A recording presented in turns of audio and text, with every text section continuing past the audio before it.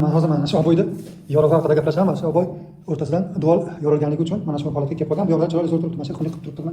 Mana bu yoq ham shunaqa edi, olib tashladik. Mana nima uchun? Bu yerda dariza bor. Izlaniyamiz, mana bu yerga monolit qo'yilgan.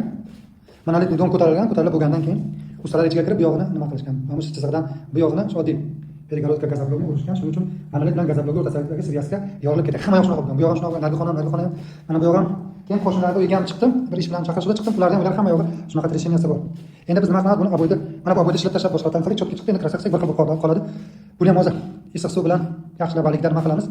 Keyin ishilab olamiz. O'rniga yangi oboy yopishtiramiz. Shu bilan agar mana bular yorilib ketgan bo'lsa, soch qolib to'g'rilab qo'yamiz. Soat 11:22. Men 5-6 minut oldin bo'lganman. Uni 43 da video olganman. Mana shu rasmga olib qo'ydim aytaman, ko'rsatish uchun. 35 minut o'zi bo'lganman. Soatga qarab qilganman. Mana shu oboyni olib tashladik. Mana bir pas ishlab tashladik, juda tez ishilindi. Va qaytadan yangisini yopishtirdik.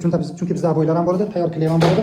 Issiq suvda olib keldik, qaynoq suvda shunday surkab chiqdik. Bir pasda 2 minutda 2-3 minutda shu masalasi hal bo'ladi. Shunday ishlab tashlaysiz. Kelaversa buni butun ham olsa bo'ladi. Men shoshilib olib tashladim o'zim. Endi o'rtadagi yorug'ida yamaymiz deganman. O'rtada yorug'i bor ekan, kichkina.